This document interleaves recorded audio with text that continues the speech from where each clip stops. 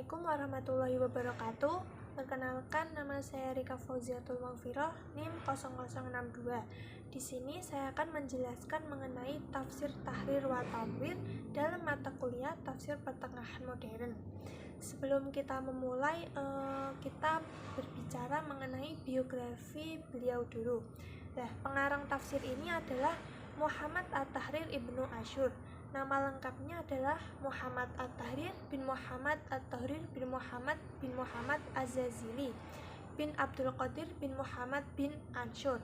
Beliau lahir pada tahun 1296 Hijriah atau 1879 Masehi di desa Marsi, Tunisia Utara. Beliau berasal dari keluarga yang dikenal religius dan cendekiawan. Syekh Muhammad Ibnu Tahir Ibnu Asyur adalah seorang ulama yang berasal dari bumi Al-Qada, Tunisia. Beliau lahir dalam keluarga yang agamis dan berpendidikan.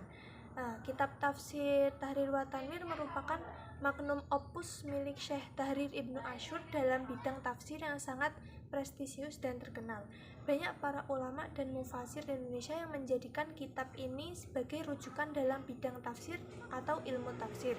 Nah, hal istimewa yang terdapat dalam kitab ini terdapat banyak sekali memuat analisis-analisis kebahasaan. Ibnu Asyur merupakan seorang ahli dalam bidang bahasa Arab. Beliau menafsirkan suatu ayat Al-Quran.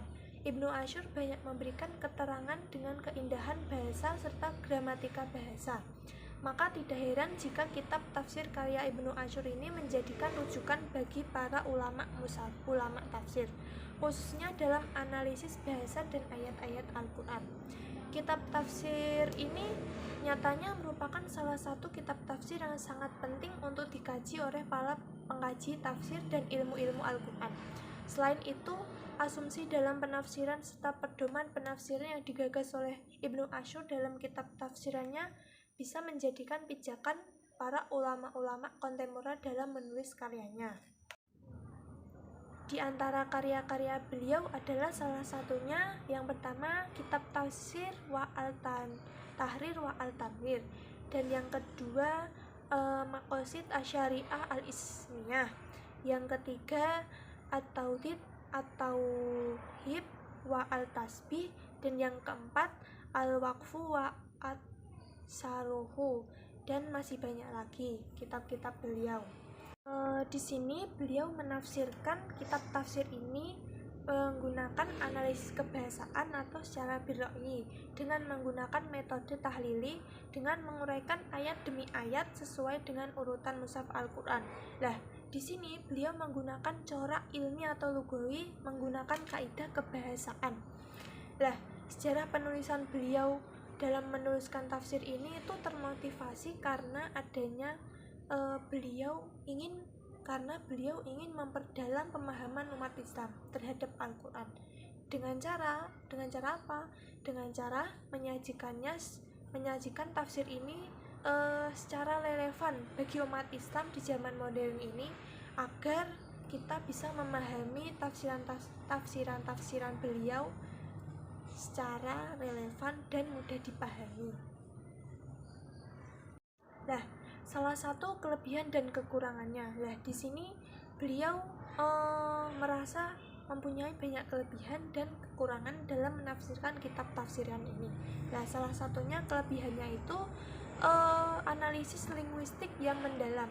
Ibnu Asyur sangat terampil dalam penggunaan bahasa Arab klasik, sehingga penafsiran beliau ini sangat akurat dalam menggali makna dari segi bahasa.